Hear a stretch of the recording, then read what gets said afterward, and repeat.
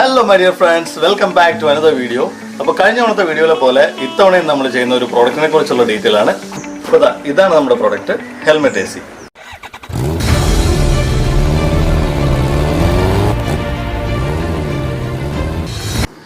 അപ്പോൾ റൈഡേഴ്സിനെ സംബന്ധിച്ച് ഇന്നത്തെ ഈ ക്ലൈമാറ്റിക് കണ്ടീഷൻസും സിറ്റുവേഷൻസും നമ്മളുടെ ഒരു ലൈഫ് സ്റ്റൈലൊക്കെ വെച്ച് നോക്കിക്കഴിഞ്ഞാൽ വളരെയധികം എസെൻഷ്യൽ ആയിട്ടുള്ള ഒരു പ്രോഡക്റ്റാണ് ഞാൻ ഈ പരിചയപ്പെടുത്തുന്നത്. കഴിഞ്ഞ ആഴ്ച ഈ പ്രോഡക്റ്റ് വരണ്ടായിരുന്നു, പക്ഷെ അവരാഴ്ച കൊറിയർ സർവീസുകാർ എന്തോ അവർ ഡെലിവറി ചെയ്യില്ല എന്ന് പറഞ്ഞ് ഈ പ്രോഡക്റ്റ് തിരിച്ചു വിട്ടു. നമുക്ക് ഇതിനകത്ത് എന്തൊക്കെയുള്ള നോക്കാം. അപ്പോൾ ഇതാണ് ഇതിൻ്റെ ആക്ച്വൽ പാക്കേജ്. മറ്റേത് ജസ്റ്റ് ഒരു കാർഡ് ബോർഡിൽ അവർ കവർ ചെയ്തിരുന്നതാണ്. കൊള്ളാം, നല്ല അടിപൊളി പാക്കിംഗ് ആണ് കേട്ടോ. ബ്ലൂ ആർമർ എന്ന് പറഞ്ഞ കമ്പനിയുടെ A10 എന്ന് പറയുന്ന ഒരു പ്രോഡക്റ്റാണിത്. ഇവരുടെ ഈ പ്രോഡക്റ്റിൻ്റെ തന്നെ 3 മോഡലുണ്ട്. ഇതിൻ്റെ ഒരു കുറഞ്ഞ മോഡലുണ്ട്, ഇതൊരു മീഡിയം മോഡലുണ്ട്, അതുപോലെ തന്നെ ഇതിൻ്റെ ഒരു ഹൈ എൻഡ് മോഡലുണ്ട്. ഹൈ എൻഡ് മോഡലിൽ നമുക്ക് കുറച്ചും കൂടെ അഡ്വാൻസ്ഡ് ആണ്. അതിൽ കണക്ടിവിറ്റിയും കാര്യങ്ങളൊക്കെ വരുന്നുണ്ട്. നമ്മുടെ ഫോണുമായിട്ട് നമുക്ക് കണക്ട് ചെയ്യാം. അതുപോലെ തന്നെ പാട്ട് കേൾക്കുന്നതിനും കോൾ എടുക്കുന്നതിനും ഒക്കെ ഉള്ള ഫീച്ചേഴ്സ് അതിനകത്ത് വരുന്നുണ്ട്. അതിൻ്റെ കൂടെ അറ്റാച്ച്ഡ് ആയിട്ട് 2 സ്പീക്കർ വരുന്നുണ്ട്. അങ്ങനെ കുറച്ചും കൂടെ ഹൈലി അഡ്വാൻസ്ഡ് ആയിട്ടുള്ളൊരു മോഡലാണ്. പക്ഷെ അതിൻ്റെ പ്രൈസും കൂടുതലാണ്. മീഡിയം മോഡലാണ് ഞാൻ മേടിച്ചത്. ഇപ്പോൾ ഇതിൻ്റെ കുറഞ്ഞ ഒരു മോഡൽ വരുന്നുണ്ട്. അതിന് ആക്ച്വലി സ്പീഡ് കൺട്രോൾ നമുക്ക് വരുന്നില്ല. അതുപോലെ തന്നെ ഇതിനേക്കാളും കുറച്ചുകൂടെ ഫീച്ചേഴ്സ് കുറവാണ്. ഓക്കെ, നമുക്കിപ്പോൾ ഒന്ന് ഓപ്പൺ ചെയ്യാം അല്ലേ. ഇതാണ് ഇതിൻ്റെ മെയിൻ യൂണിറ്റ്. ഇതിനകത്ത് ഇതിൻ്റെ ഫ്രണ്ടിൽ ഒരു ഫാൻ വരുന്നുണ്ട്, പിന്നെ ഇതിലൊരു ഫിൽറ്റർ ഉണ്ട്. ഇത് അതിൻ്റെ അകത്തേക്ക് വരുന്ന ഒരു പാർട്ടാണ്. ഇത് നമുക്ക് ഇങ്ങനെ ഡിസ്മാൻഡിൽ ചെയ്യാം, ഇത് അഴിച്ച് മാറ്റി വെക്കാം. ഇത് ജസ്റ്റ് ഒരു പൈപ്പാണ്, അതിൻ്റെ ഉള്ളിലേക്ക് എയർ ഫ്ലോ കൊടുക്കുന്ന ഒരു പൈപ്പാണ്. പിന്നെ ഇതാണ് എക്സ്റ്റേണൽ യൂണിറ്റ്. ഇതിൽ വരുന്ന മെയിനായിട്ട് വരുന്ന ഒരു ഫാനുണ്ട്. ഇതൊരു 3 സ്പീഡ് അഡ്ജസ്റ്റ് ചെയ്യാൻ പറ്റുന്ന ഒരു ഫാനാണ്. അതുകൂടാതെ ഇവിടെ ഒരു ഫിൽട്ടർ പാർട്ട് വരുന്നുണ്ട്.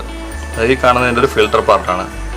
അപ്പോൾ ഈ ഫിൽട്ടർ കാറ്ററിഡ്ജാണ്. ഇതിനകത്ത് നമ്മൾ വെള്ളം ഒഴിച്ച് നനയ്ക്കണം. അത് വെള്ളം ഒഴിച്ച് നനച്ച് ഒരു 10 സെക്കൻഡ് വെള്ളത്തിൽ പിടിച്ചിട്ട് നനച്ചിട്ട് അതിലെ വെള്ളം കളഞ്ഞിട്ട് നമുക്ക് തിരിച്ച് ഇതിൽ ഫിക്സ് ചെയ്യാം. ഇതിൽ കണ്ടെയ്നറായിട്ടൊന്നും യൂസ് ചെയ്യുന്നില്ല, ജസ്റ്റ് ഒന്ന് നനച്ചിട്ട് തിരിച്ച് ഫിക്സ് ചെയ്യാം. തിരിച്ച് ജസ്റ്റ് ഇങ്ങനെ കയറ്റിയിട്ടാൽ മതി. ഇവിടെ ഒരു ലോക്ക് ഉണ്ട്.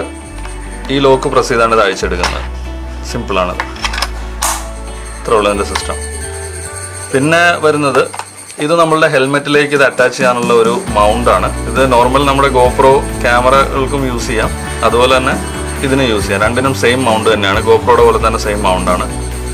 പിന്നെ ഈ വരുന്നത് ഇതിൻ്റെ പൈപ്പിൻ്റെ ഒരു എക്സ്റ്റൻഷൻ കിറ്റാണ്. അത് നമുക്ക് ആവശ്യമുണ്ടെന്നുണ്ടെങ്കിൽ ഇതിങ്ങനെ എക്സ്റ്റെൻഡ് ചെയ്യാൻ വേണ്ടി നമുക്ക് യൂസ് ചെയ്യാം. ഈ ഒരു ഹെൽമെറ്റ്, നമ്മുടെ ഓരോ ഹെൽമെറ്റിൻ്റെയും ഇത് ഡിഫറൻസ്, ചിൻ ഭാഗം ഒരു വ്യത്യാസം ഉണ്ടായിരിക്കും. അപ്പോൾ അതിനനുസരിച്ച് നമുക്ക് ഇത് എക്സ്റ്റെൻഡ് ചെയ്യാൻ വേണ്ടിയിട്ട് ഇത് യൂസ് ചെയ്യാം. ഇതിലേക്ക് ഇത് കണക്ട് ചെയ്ത് കൊടുക്കുക. ഇതിനകത്തിന് നമുക്ക് ഒരു ബോക്സ് ഓപ്പൺ ചെയ്യാനുണ്ട്. അതിലൊരു കാറ്റലോഗ് വരുന്നുണ്ട്. അതുകൂടാതെ ഇതിൻ്റെ ഒരു ചാർജിങ് കേബിളുണ്ട്. ഇവിടെ ഒരു ചാർജിങ് പോർട്ട് ഉണ്ട്. നമ്മുടെ നോർമൽ മൊബൈലിനൊക്കെ യൂസ് ചെയ്യുന്ന കേബിൾ വെച്ചിട്ട് നമുക്കത് ചാർജ് ചെയ്യാം. ഏതെങ്കിലും ഒരു മൊബൈൽ ചാർജർ മതി. അതുകൂടാതെ ഇവിടെ അതിനൊരു ഇൻഡിക്കേറ്റർ ലൈറ്റ്സ് ഉണ്ട്. അപ്പോൾ അതിൽ ഓരോന്നും നമുക്ക് ചാർജ് എത്ര % ഉണ്ട് എന്നുള്ളതാണ് കാണിക്കുന്നത്. അത് ഈ കൊടുത്തിട്ടുണ്ട്. അപ്പോൾ നമ്മൾ ഹെൽമെറ്റിലേക്ക് ഇത് ഫിക്സ് ചെയ്യാൻ പോവാണ്. എനിക്ക് ഓൾറെഡി ഇവിടെ ഗോപ്രോ മൗണ്ട് ഉള്ളതുകൊണ്ട് അതിലേക്ക് തന്നെ ഫിക്സ് ചെയ്യാൻ നമ്മൾ ട്രൈ ചെയ്തായിരുന്നു. പക്ഷേ പ്രശ്നം എന്ന് പറഞ്ഞാൽ ഇതിൻ്റെ ലെങ്ത്തിൽ കുറച്ച് ഡിഫറൻസ് ഉള്ളതുകൊണ്ട് അതിപ്പോൾ ഫിക്സ് ചെയ്യാൻ പറ്റില്ല. അപ്പോൾ നമ്മുടെ മറ്റേ മൗണ്ടൊക്കെ എടുത്ത് കളഞ്ഞു. ഈ മൗണ്ട് നമ്മളിനി ഫിക്സ് ചെയ്യാൻ പോവാണ്. 3M സ്റ്റിക്കറാണ് ഇതിൽ വരുന്നത്. അപ്പോൾ ഇതിൻ്റെ ചിൻ പാഡ് നമ്മളിത് ഫിക്സ് ചെയ്യാനായിട്ട് റിമൂവ് ചെയ്യണം. അപ്പോൾ നമ്മുടെ മൗണ്ട് ഫിറ്റ് ചെയ്ത് കഴിഞ്ഞു. ഇനി ജസ്റ്റ് ഒന്ന് സ്ലൈഡ് ചെയ്ത് ഇതിനകത്തേക്ക് ഇടുക. വീണു. ഇവിടെ ഒരു റബ്ബറിൻ്റെ ഒരു ലോക്ക് ഉണ്ട്. ഈ ലോക്കും കൂടെ ഇതിലൊന്ന് പ്രസ് ചെയ്ത് വെച്ചിട്ട് ഓക്കെ. അപ്പോൾ ഇത് ഫിക്സ് ചെയ്ത് കഴിഞ്ഞു. നമുക്ക് ഈ ഫിൽറ്റർ അയച്ചെടുത്ത് ഇത് വെള്ളം ഒഴിക്കണം അതിനകത്തേക്ക്. അപ്പോൾ സംഭവം നമ്മൾ മോയ്സ്ചർ ചെയ്തു. ഇനി നമുക്ക് സ്റ്റാർട്ട് ചെയ്യാം. ഒന്ന് ചെക്ക് ചെയ്ത് നോക്കാം അല്ലേ.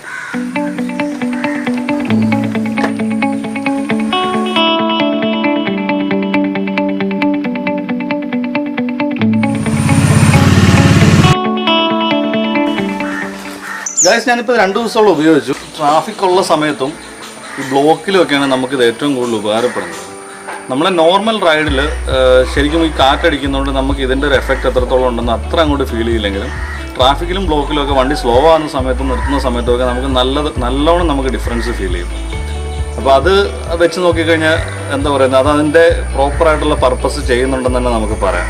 അപ്പോൾ ഇതിൻ്റെ ഡ്രോബാക്സ് എന്തൊക്കെയാണെന്ന് പറഞ്ഞാൽ, ഒന്ന് ഇതൊരു 260 ഗ്രാമോളം ഇതിന് വെയിറ്റ് ഉണ്ട്. അപ്പോൾ അതുകൊണ്ട് തന്നെ നമ്മുടെ ഹെൽമെറ്റിൻ്റെ ടോട്ടൽ വെയിറ്റ് നല്ലോണം കൂടും. 260 ഗ്രാം എന്ന് പറയുമ്പോൾ ഏകദേശം എൻ്റെ ഹെൽമെറ്റിൻ്റെ വെയിറ്റ് 1450 ഗ്രാം ഉണ്ട്. അപ്പോൾ ടോട്ടൽ വെയിറ്റ് വരുമ്പോൾ ഒരു 1700 ഗ്രാമോളം ആകുന്നുണ്ട്. അപ്പോൾ നമ്മളൊരു ലോങ് റൈഡൊക്കെ പോകുന്ന സമയത്ത് ഈ വെയിറ്റ് മുഴുവൻ നമ്മൾ സപ്പോർട്ട് ചെയ്ത് പിടിക്കണം. ആ ഒരു ബുദ്ധിമുട്ടുണ്ട്. അതുകൊണ്ട് ലോങ് റൈഡുകളിൽ അത് കുറച്ച് ബുദ്ധിമുട്ടായിരിക്കും എന്നാണ് എനിക്ക് തോന്നുന്നത്. പക്ഷേ സിറ്റി യൂസിന് ഒരു അടിപൊളി സാധനമാണിത്. വേറൊരു പ്രോബ്ലം പറയാനുള്ളത് ഇതിൻ്റെ ബിൽഡ് ക്വാളിറ്റിയാണ്. ഇത് ആക്ച്വലി യൂസ് ചെയ്തേക്കുന്ന പ്ലാസ്റ്റിക് ക്വാളിറ്റി എനിക്ക് അത്ര നല്ലതായിട്ട് ഫീൽ ചെയ്തില്ല. കുറച്ച് ക്വാളിറ്റി കുറവുള്ള പ്ലാസ്റ്റിക്കാണിത്. പിന്നെ വേറൊരു പ്രശ്നം എന്താണെന്ന് വെച്ചാൽ ഇതിൻ്റെ അകത്തേക്കുള്ള ഈ ഒരു ട്യൂബ് നമ്മൾ ഇത് അഡ്ജസ്റ്റ് ചെയ്യുന്ന സമയത്ത് ഇത് മേളിലേക്കും താഴേക്കും കയറിപ്പോകുന്നുണ്ട്. ഈ കയറിപ്പോകുന്ന സമയത്ത് ഇതാ ഇവിടെ ഒരു ഗ്യാപ്പ് ഉണ്ടാവും. അപ്പോൾ ഇതിൽ കൂടെ എയർ പുറത്തേക്ക് ലീക്ക് ആകുന്നുണ്ട്. അപ്പോൾ അങ്ങനെ വരുമ്പോൾ നമുക്ക് അകത്തേക്ക് ശരിക്കും നല്ലോണം ആ ഒരു എയർ ഫ്ലോ കിട്ടുന്നില്ല. അത് നമ്മൾ കൈ തട്ടുമ്പോഴും ഇതൊന്ന് അഡ്ജസ്റ്റ് ചെയ്യാൻ നോക്കുമ്പോഴൊക്കെ ആ ഒരു പ്രശ്നമുണ്ട്. മൂന്നാമത്തെ ഇതിൻ്റെ ഒരു പ്രശ്നം എന്താണെന്ന് വെച്ച് കഴിഞ്ഞിട്ടുണ്ടെങ്കിൽ ഇതിൻ്റെ ഫാനിൻ്റെ സ്പീഡ് നോയ്സാണ്. അപ്പോൾ ആ ഫാനിൻ്റെ നോയ്സ് ഞാൻ നിങ്ങൾക്കൊന്ന് കേൾപ്പിച്ച് തരാം. അതിന് 3 മോഡാണുള്ളത്. First normal mode. ഇപ്പോൾ ഇത് നോർമൽ മോഡിൽ ഓണാണ്. പക്ഷേ നമ്മൾ റൈഡ് ചെയ്യുന്ന സമയത്ത് ഈ മോഡിൽ നമുക്ക് കാര്യമായ പ്രയോജനമൊന്നുമില്ല. നമ്മൾ അറ്റ്ലീസ്റ്റ് നമ്മൾ ഈ ഒരു സെക്കൻഡ് മോഡലെങ്കിലും യൂസ് ചെയ്യേണ്ടി വരും. അപ്പോൾ അതിന് ഇത്രത്തോളം സൗണ്ട് ഉണ്ട്. പിന്നെ ഇതിനുള്ളത് മൂന്നാമത്തെ ഒരു മോഡും കൂടെ ഉണ്ട്, ബീസ് മോഡ് എന്ന് പറഞ്ഞിട്ട്. പക്ഷേ റൈഡ് ചെയ്യുന്ന സമയത്ത് റോഡിലെ സൗണ്ടും നമ്മുടെ വണ്ടികളുടെ സൗണ്ടൊക്കെ കൂടെ വന്നു കഴിയുമ്പോൾ അത് മാനേജബിൾ ആയിട്ടുള്ളൊരു സൗണ്ടേ ഉള്ളൂ. എന്നാലും എനിക്കതൊരു ചെറിയ നോയ്സൻസ് ആയിട്ട് തോന്നി. അതുകൊണ്ട് ഞാൻ പറഞ്ഞതേ ഉള്ളൂ. അപ്പോൾ നാലാമത്തെ ഇതിനുള്ളൊരു പ്രശ്നം എന്ന് പറഞ്ഞു കഴിഞ്ഞാൽ അതാണ് എനിക്ക് ഏറ്റവും മേജർ ആയിട്ടുള്ളൊരു പ്രോബ്ലമായിട്ട് തോന്നുന്നത്. കാരണം ഈ AC എന്ന് പറഞ്ഞു കഴിഞ്ഞാൽ ഇതൊരു എയർ കണ്ടീഷണർ അല്ല, ഇതൊരു എയർ കൂളറാണ്. നമ്മൾ നോർമലി വീട്ടിലൊക്കെ ഉപയോഗിക്കുന്ന അതേ എയർ കൂളറിൻ്റെ സിസ്റ്റം തന്നെയാണ് ഇതിനകത്തും വെള്ളം ഉപയോഗിച്ചിട്ട് ആ വെള്ളത്തിൻ്റെ തണുപ്പിനെ എയർ ഫ്ലോ വെച്ചിട്ട് അകത്തേക്ക് വിടുകയാണ് ചെയ്യുന്നത്. അപ്പോൾ അതുകൊണ്ട് തന്നെ ജലദോഷം പോലുള്ള പ്രശ്നങ്ങളും അങ്ങനെ ഒരു ബ്രീത്തിങ് പ്രോബ്ലങ്ങളൊക്കെ ഉള്ളവർക്ക് എത്രത്തോളം ഇത് പ്രശ്നങ്ങൾ ഉണ്ടാക്കുന്നുള്ളതിനെ കുറിച്ച് എനിക്ക് വലിയ ധാരണയില്ല. ഉണ്ടാക്കാൻ സാധ്യതയുണ്ട്. അത് കുറച്ച് നാളും കൂടെ ഞാൻ യൂസ് ചെയ്ത് കഴിഞ്ഞാലേ ഉള്ളൂ എനിക്ക് എന്തെങ്കിലും പ്രശ്നം ഉണ്ടാകുന്നുണ്ടോ എന്ന് എനിക്ക് പറയാൻ പറ്റുള്ളൂ. അതെന്തായാലും ഞാൻ ഉപയോഗിച്ചിട്ട് ഞാൻ പിന്നീട് നിങ്ങൾ എന്തെങ്കിലും ഡൗട്ട് ഉണ്ടെങ്കിൽ ഞാൻ മെസ്സേജായിട്ട് അതിൻ്റെ ഒരു റിപ്ലൈ പോസ്റ്റ് ചെയ്തോളാം. പിന്നെ ഇതിൻ്റെ അഡ്വാൻറ്റേജസ് എന്തൊക്കെയാണെന്ന് വെച്ചാൽ നേരത്തെ പറഞ്ഞു. കമ്പനി പറഞ്ഞ പോലെ തന്നെ 10 to 15 ഡിഗ്രി ടെമ്പറേച്ചർ ഹെൽമെറ്റിനുള്ളിൽ കുറയുമെന്നാണ് അവർ അവകാശപ്പെടുന്നത്. ഓൾമോസ്റ്റ് നല്ല രീതിയിൽ തന്നെ ടെമ്പറേച്ചർ കുറയുന്നുണ്ട്. ഇപ്പോൾ തന്നെ ഞാൻ നല്ലോണം വേർക്കുന്നുണ്ട്. എനിക്ക് ശരിക്കും അത് ഓൺ ചെയ്ത് കഴിഞ്ഞിട്ടുണ്ടെങ്കിൽ ആ വേർക്കുന്ന ഒരു പ്രശ്നം എനിക്ക് ഫീൽ ചെയ്തില്ല. പിന്നെ സെക്കൻഡ് തിങ് എന്ന് പറഞ്ഞാൽ അതിലൊരു ലൈറ്റ് ഉണ്ട്. നമ്മൾ ഓൺ ആക്കുമ്പോൾ അതിൽ ലൈറ്റ് വരുന്നുണ്ട്. അപ്പോൾ രാത്രിയിലൊക്കെ നമുക്കൊരു കൂൾ ലുക്ക് കിട്ടും. നമ്മൾ ഫ്രണ്ടിൽ നിന്ന് നോക്കുമ്പോൾ ഒരു ഹെൽമെറ്റിലൊരു ബ്ലൂ കളറിലൊരു ലൈറ്റിങ് കിട്ടുന്നുണ്ട്. അപ്പോൾ ഇത് എങ്ങനെയുള്ള ആൾക്കാരൊക്കെയാണ് ഇത് ഉപയോഗിക്കേണ്ടതെന്ന് വെച്ച് കഴിഞ്ഞാൽ കൂടുതലും നമ്മൾ സിറ്റികളിൽ വണ്ടി യൂസ് ചെയ്യുന്ന ആൾക്കാരും ട്രാഫിക്കുകളിലൊക്കെ ഒരുപാട് സമയം വണ്ടി യൂസ് ചെയ്യുന്ന ആൾക്കാർക്ക് വളരെയധികം ഉപകാരപ്രദമായിട്ടുള്ളൊരു പ്രോഡക്റ്റ് ആയിരിക്കും. പക്ഷേ ലോങ് റൈഡ് പോകുന്നവരെ സംബന്ധിച്ചോളം ഈ വെയിറ്റ് കൂടുന്ന ഒരു പ്രശ്നം ഉള്ളതുകൊണ്ട് അത് അത്ര റെക്കമെൻഡബിൾ അല്ല. അപ്പോൾ അവർ അത്ര ആവശ്യമുള്ള സന്ദർഭങ്ങളിൽ മാത്രം അതെടുത്ത് ഫിക്സ് ചെയ്തിട്ട് യൂസ് ചെയ്യുക എന്നുള്ളതാണ് എനിക്ക് പറയാൻ പറ്റുന്നത്. അപ്പോൾ ഇത്രയൊക്കെ തന്നെ ഉള്ളൂ ഇന്നത്തെ വീഡിയോ. ഈ വീഡിയോയിൽ ഈ പ്രൊഡക്റ്റിനെ കുറിച്ച് ഞാൻ പറഞ്ഞത് നിങ്ങൾക്ക് ഉപകാരപ്പെടുമെന്ന് വിശ്വസിക്കുന്നു. നിങ്ങൾക്ക് ഈ കണ്ടന്റ് ഇഷ്ടപ്പെട്ടെന്നുണ്ടെങ്കിൽ നിങ്ങൾ ലൈക്ക് ചെയ്യുക. ഇതുവരെ എൻ്റെ ചാനൽ സബ്സ്ക്രൈബ് ചെയ്തിട്ടില്ല എന്നുണ്ടെങ്കിൽ സബ്സ്ക്രൈബ് ചെയ്യുക. നിങ്ങളുടെ ഉപകാരപ്പെടുന്ന നിങ്ങളുടെ ഫ്രണ്ട്സിനും ഇത് ഷെയർ ചെയ്ത് കൊടുക്കുക. അപ്പോൾ അടുത്ത വീഡിയോയിൽ കാണുന്നത് വരെ